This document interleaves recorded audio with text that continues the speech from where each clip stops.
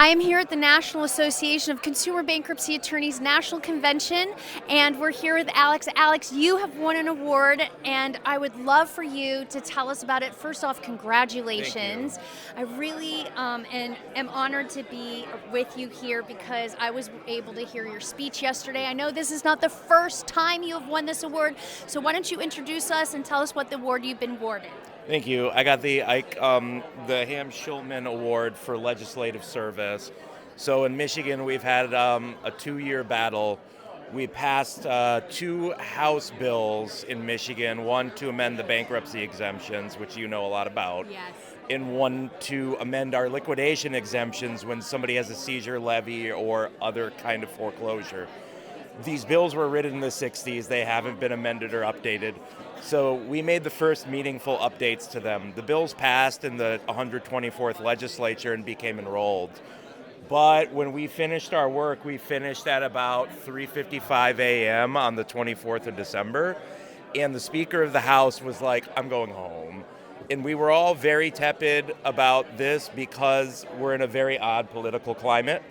And so much to our chagrin, January 15th of 2025, the Speaker of the House, who shall not be named, determined that it was his prerogative to direct the clerk of the House not to deliver the bills. So we were part of a constituency that lobbied Senator Winnie Brinks, who is the Senate Majority Leader, to sue the House of Representatives. Wow. So you guys sued the Michigan House of Representatives over bankruptcy exemptions and consumer rights in the state of Michigan.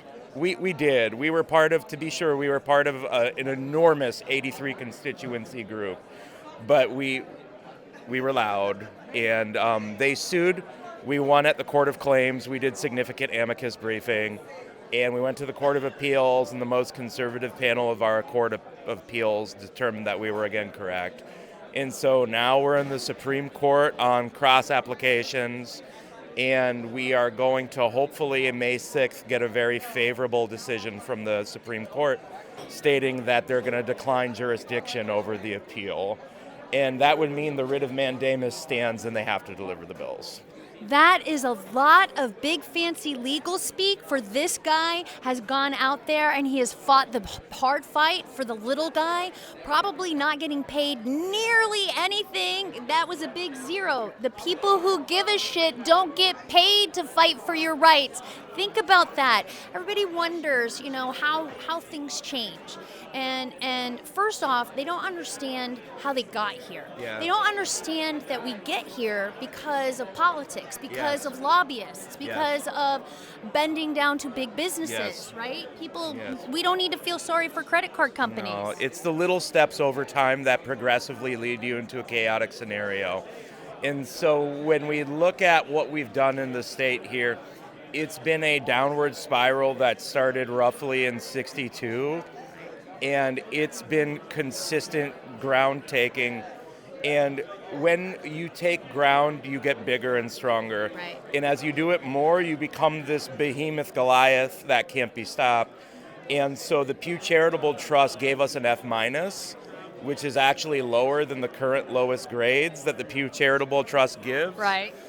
Because we're the only state in the country that allows third-party creditors to garnish state tax refunds. Third-party creditors can garnish state tax refunds in the state of Michigan? That's crazy. Yeah, it's actually worth a Google. We're the only state that allows it. It's so normal that the state Treasury Department promulgates guidance, not an order, to creditors' attorneys, reminding them on a yearly basis that they need to get their yearly writs in by October 27th of whatever calendar year for them to be considered timely. Wow. Yeah. That is amazing. Well, I know I'm in the state of Ohio, which is just one state away, so I've got my finger on the pulse of what's happening. My primary district is Toledo, which is right Mary there. Ann Whipple was my favorite judge. Mary Ann Whipple worked for Fuller and Henry, and I clerked for Fuller and Henry when I was in law school. Don't be impressed. My dad knew somebody, so that's how I got in there. But Judge Judge Whipple is an amazing judge. Incredible. Judge Gustafson in my jurisdiction. We've Oh got some really gosh. good people Yeah, out you there, do. and especially in Toledo, we've got some really good trustees and Yeah. everything. But not everybody has the support system, and not Right. every state has what they need in place in order to help We don't.